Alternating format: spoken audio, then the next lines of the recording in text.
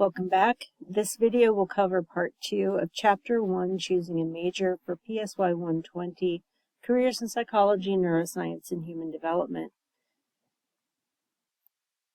Where we'll start in this section of the chapter is just defining some concepts that we often use interchangeably, but we really should clarify. A job, when we use the word job in American culture, what we're typically referring to is the way in which we make money that we use to live our lives. It typically denotes some sort of specific position you've been hired for within some kind of organization. The word occupation, when that word is used, it typically refers to the type of work. So, for instance, my job is as a professor at the University of Mount Union.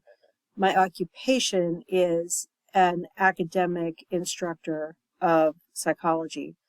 A career, when we use that word, it's used to describe the whole of the work that a person does in terms of their professional life.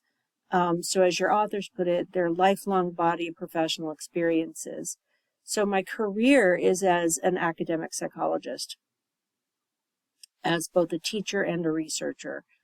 My occupation specifically is college professor at a small liberal arts university. My job, I teach college at Mount Union. For most people, they go, for some people, they do take a very linear pathway. For instance, I finished high school, I went to college, I went to graduate school, I got the job that I still have 32 years later. That's not the norm. The norm is people will move in and out of different areas of interest when they're in school. And then later, what's become more and more normative is for people to have more than one career path over the course of their lifetimes. Sometimes they choose to make those changes. Sometimes those choices are made for them. So it's important to kind of ground yourself in the way we use these terms. They have some overlaps, some similarities, but they're also used differently. Now, one of the things that I think is really important for you to understand as you think about your major, whether it's psych or neuroscience or HDFS, you're building you're not just jumping hoops in order to get to the job that you want to have. You're building a set, kind of a portfolio of skills, some of which are specific to your psychology education, but some are simply the skills that you gain when you are studying at a college level. So if we think about these skills, what you're planning to be able to do is to take those skills and then transfer them. So, for example, I often get, an email or a note from a previous student, and it's usually like 4 or 5 years after they've graduated, and we're talking about what they're doing with their lives now.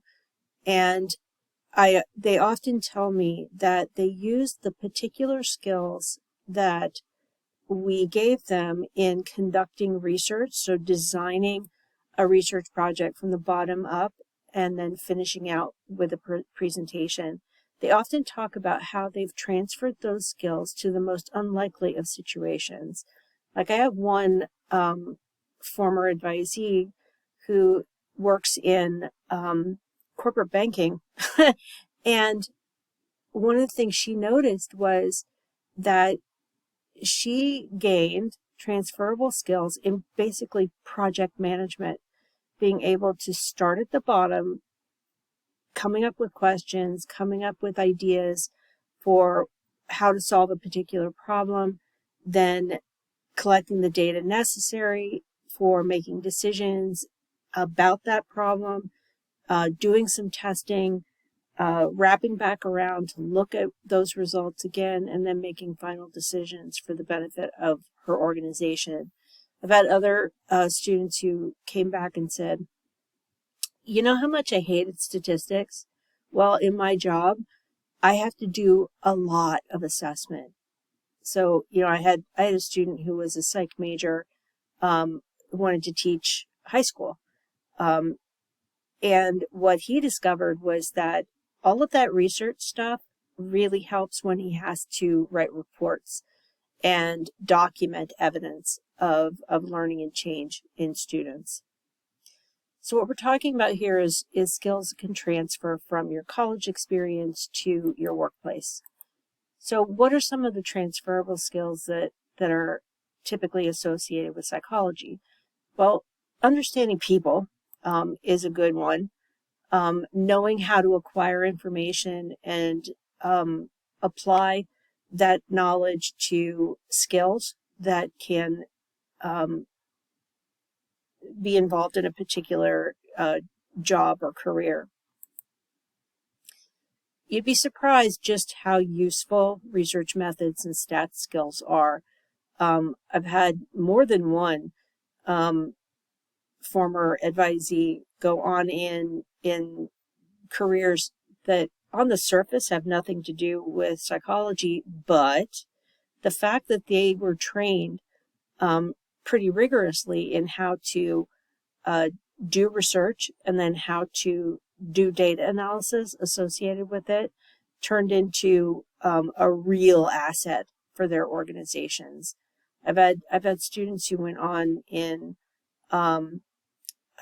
marketing, for example, and one of their real assets as students coming out of our program was just how much they understood about research methods and stats.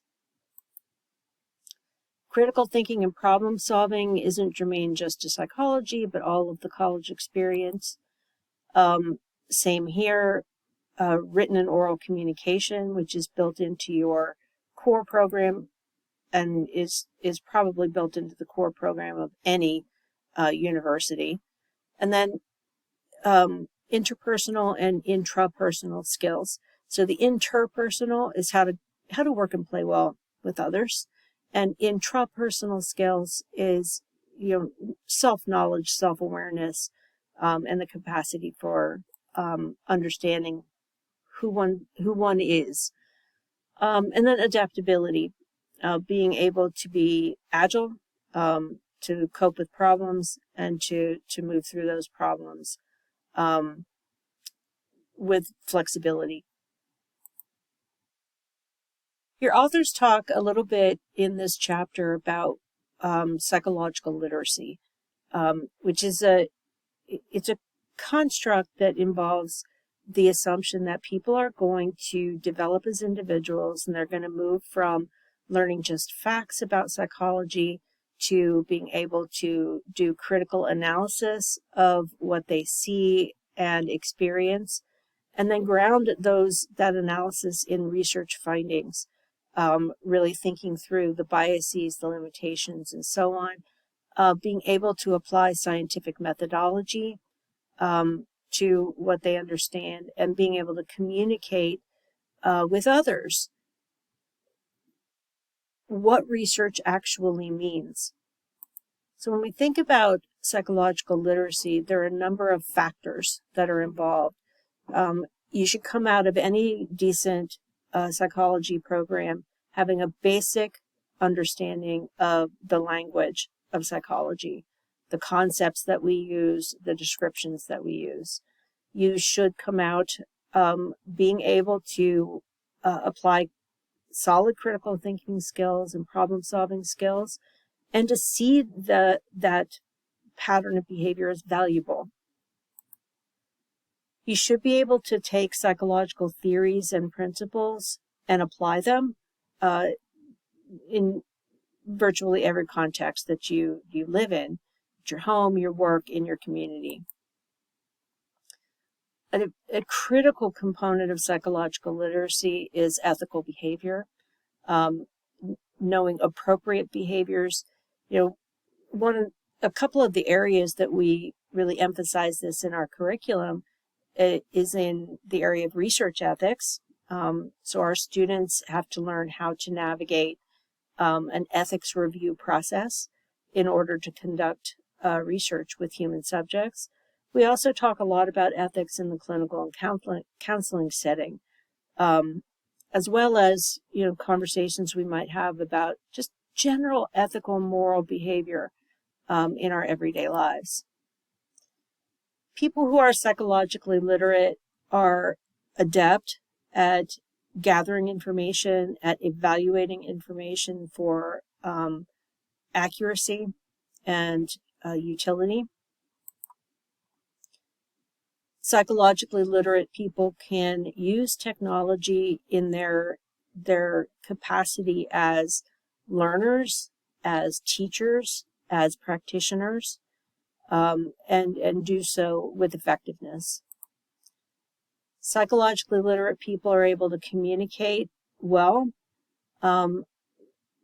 with a variety of different audiences. So, if you're truly psychologically literate, you should be able to have a conversation with a family member about psychological ideas, as well as with colleagues, and maybe even, funding sources, for example. Being psychologically literate also includes some of those quote-unquote soft skills of being able to show sensitivity, understanding, and respect for diversity. There's also an expectation of self-reflection, of being able to think about yourself and who you are and how you behave, how you conduct yourself in the world. Now, this idea of transferable skills and psychological literacy should, wrap back around and be a part of the choices that you make in terms of career preparation. So research skills in particular are incredibly transferable and very valuable in a wide range of professions inside and outside of psychology.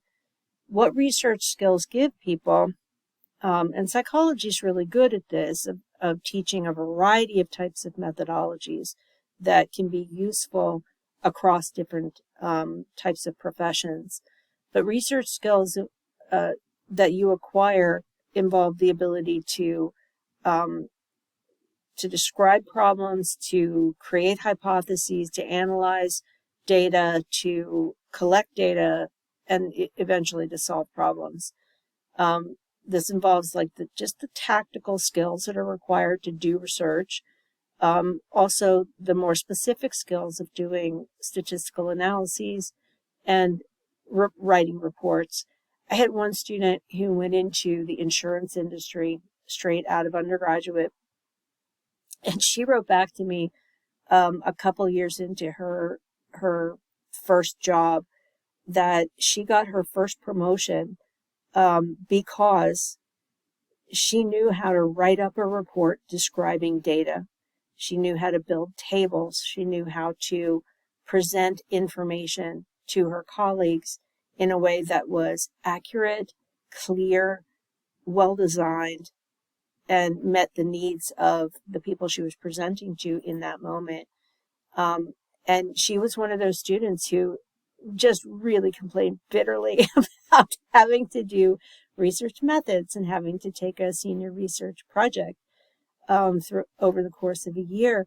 And what she found was that was basically boot camp for report writing in her work as an insurance industry professional. There's also the interpersonal skills. You'll notice as you move your way through any of the majors in our department, how often there's an emphasis on building interpersonal skills, of being able to communicate, to relate to others. And this can show itself through your understanding of various psychological principles, through your understanding of how groups function, through your understanding of persuasion, and so on.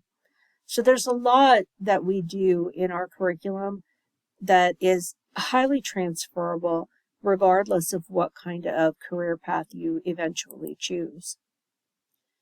Now, there are lots of resources that you're going to be getting some practice using over the course of this class that will help you to just explore different career paths, One of those is the United States Department or rather, the Department of Labor, the Bureau of Labor Statistics. It's a two-part thing. You'll be doing an assignment using the Occupational Outlook Handbook, where you're going to be identifying a particular career path and then looking carefully at what we know about how many people are doing this kind of work, what's their average salary, and so on. What kind of training do they require? Another website coming out of the U.S. Department of Labor is the ONET Online site that has additional information that sometimes overlaps with the Occupational Outlook Handbook, but then provides you with some additional, more nuanced information. Career One Stop is also coming out of the U.S. Department of Labor. It's a different way of presenting some of the same information from the other two. And then your authors give you the example of Career Zone that's in the state of California, just so that you can get a feel for some of the additional forms of information about different careers that are offered. And it doesn't just present information for California, it's just that it was created there, but it provides a lot of helpful information as you're at the exploration phase of what you want to do. In addition to using some of those national resources, it's important, and I talk to my advisees about stuff like this all the time. It's really important that you understand who you are, why you're choosing a major, and if you're not feeling like you know what major you want to be, really doing some self-assessment, whether it's some of the tactics that we're going to use in this class, or just doing some hard thinking on your own or with a counselor.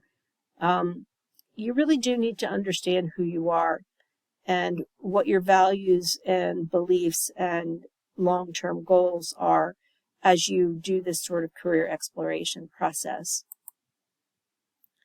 Choosing a college major that fits you actually requires that you know yourself, and you can really think about your career goals. I think in our culture today, we've started to push kids earlier and earlier. Like my kids who are now in their 20s, they started being pressured in school by the fifth grade to make decisions about what they want to do for a career when they're adults. And I really think that's a mistake. I certainly didn't know who I was or what I was good at in the fifth grade. And I changed an awful lot between fifth grade and my junior year in college. That pressure to know what you're going to do with the rest of your life often seems really oppressive. Give yourself some time to get to know who you are as a college student. Some of you may know right now exactly what you want to do. Others, if you're feeling like you don't know what you want to do yet, that is perfectly normal and okay. So one of the things that can help you, either to validate what you've already decided or to help you decide as you go forward, is self-assessments. So really looking at what your skills are, what your abilities, interests, values, and experiences are, can help you to kind of sort out what are the things that matter to you the most. In my opinion, happiness with a career path it's not ensured, but it's made more likely if the work that you're pursuing matches well with your skills, abilities, interests, values, and experiences. Understanding yourself fairly well can help you make good decisions about choosing a major. And also, I'll add a behind the scenes bullet point here. You can always choose again. You may be in a major for a while and it's just not working. You're bored or frustrated. maybe your skills just aren't a good fit. So, early in my life, I really, really, really wanted to be a veterinarian. And then I just found that I didn't quite have the chemistry and physics capacity. I couldn't do the math. So I had to do a little reboot there. Luckily, I was only like 16 at the time. I had plenty of time to choose again. But even if you're in college, I've had many advisees who were like, you know what? Psych is just not working for me anymore. I'm really interested in business. I took this marketing class. I love it. I'm like, go, fly, be free. You need to do the work that excites you, that gives you joy and pleasure, that you're engaged with. Something that we'll be working on in some of your reflective assignments is identifying what your skills are. And your authors talk about some ways in which you can kind of jumpstart that skill exploration. You can list accomplishments, identify skills and abilities. In your textbook, the skills in Table 1.4, just sort of reading through those, see which of them resonates with who you are, can help you get a more explicit, more objective sense of what kind of skills you have. You can also work to identify what your values are. I think, personally, I think we spend too little time talking about values and projecting out across time of how you want your life to unfold. So identifying skills and achievements will help you contextualize your interests around values that you hold. People have very different values, although, within a cultural context, there will obviously be overlaps. But values are things that are critically important to you, the things that you believe make up a good life. So when you really sit down and look at yourself and think, what do I value? Do I value most my relationships? Do I value most making money? Do I value most comfort? Do I value most discovery? And you'll value a lot of those things simultaneously, but it really helps if you do an assessment that can help you kind of lay out which ones matter the most and how do those values align with potential careers that I might want to pursue. Again, your authors provide you in table form some values to explore, so I encourage you to look at that. Just really spend some time thinking about what your priorities are. I at some points in time when I'm sitting with an advisee, I'll say, I want you to really project out 15 years from now. So then I give them a few minutes to do the math. Like, okay, how old will I be in 15 years? And then when they're done kind of freaking out about being that old, they're like, I'd really like to be in my own home. I would really like to own a home. I'd really like to be in a relationship. Maybe some of them will say I'd like to be married and have a kid by then. Others say I want to be on my second promotion. I want business success. I want money. You spend some time thinking about what those priorities are for you, because you're going to be unhappy if the choices you make don't allow you to get to those priorities in the way that you thought they would. So spend some time thinking about, what's the long-term plan for me and what steps do I need to take to get to that long-term plan. I encourage you to use the career assessment tools that are available to you. We have a careers office on campus that you can avail yourself of. Make a visit, make an appointment, work with some of the staff over there to help you sort through what your interests are, what your skills are, what your values are, and so on.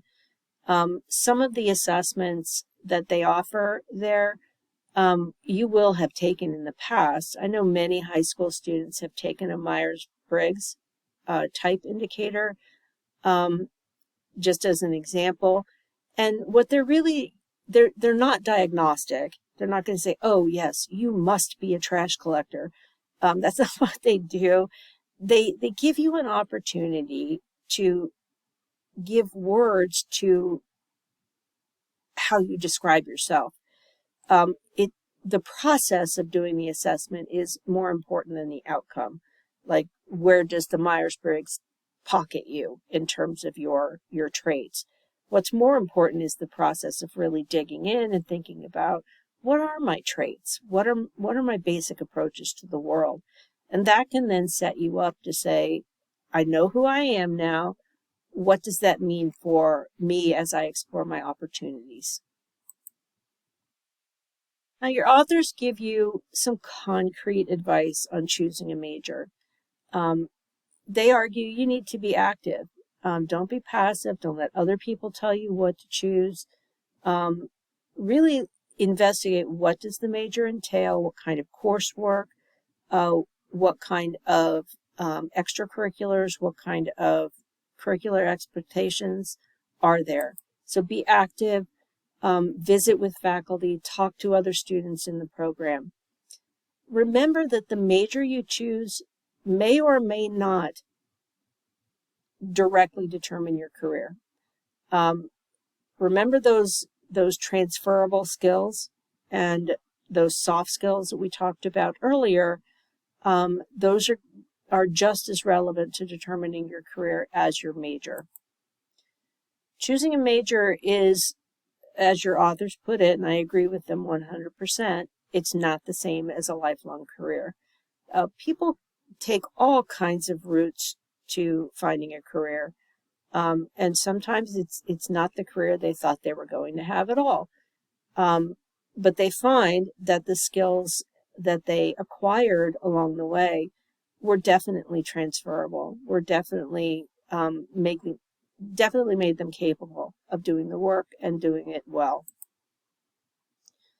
They note that within 10 years after graduation, most people are actually working in careers that are not directly connected to their undergraduate majors.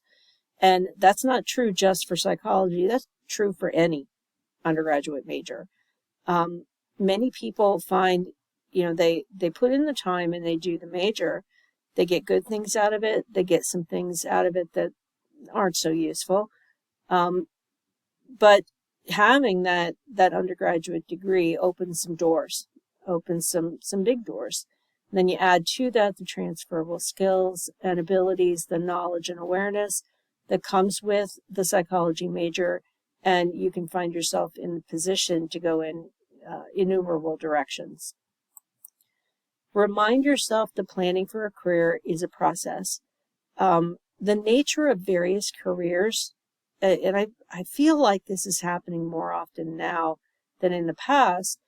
A career may be here today, a particular description of a career, and not here 15 years later. The world moves pretty fast. So remind yourself that planning for a career is a process. And some people find that they reinvent themselves more than once in their working lifetime. Remind yourself that every single major has value. And I would add to this, every minor, every concentration has separate value. I think it's inappropriate and counterproductive to say, a major in, say, philosophy or English literature, completely useless, doesn't have any value. And in fact, some pundits put psychology in that same bucket. I disagree wholeheartedly, not just because I'm a lifelong academic, but also because I understand the importance of having broad experience in knowledge of different areas, because it makes you a more well-rounded human being. Every major has value. Do your due diligence to find out what your choices are. One of the reasons we have a class like this is so that we can give you the knowledge that you can use to explore your options. and in some cases, create your own options. Finally, look for information from students who are currently in that major. Talk to graduates, talk to your professors, and find out what's right for you. So is a psychology major actually for you? Unfortunately, I've had some students who come to psychology after they have found that their first choice major wasn't for them. Sometimes it's because they just lost interest. Sometimes it's because their performance didn't meet standards that were required of them. So, for example, we've had students in nursing who kind of ran into that buzzsaw of the first semester or the first year courses, and they found that they just weren't a good fit. And sometimes those students will, sometimes they're told, sometimes they will just try it out. They end up, pursuing psychology. They may not feel like they had a choice in doing that. So I would argue that, yes, the psychology major offers you lots of opportunities, but you need to decide what major is right for you. Think about your skills, think about your values, interests, and options that surround you, and then make a mindful decision. Don't just kind of fall into a major because other people have told you it's the best path for you, and so on. Be open to other possibilities because you may find something really fascinating around that corner. So some things that I'm going to have you do, and these are also options that are mentioned in your textbook. I'm going to have you work on some self-assessment, looking at your traits and skills, looking at your personality, looking at the things you value at work, and finally, your interest in psychology. So you're going to be working on all of these things as a part of your first reflective assignment in this class. So that concludes my coverage of part 2 of chapter 1.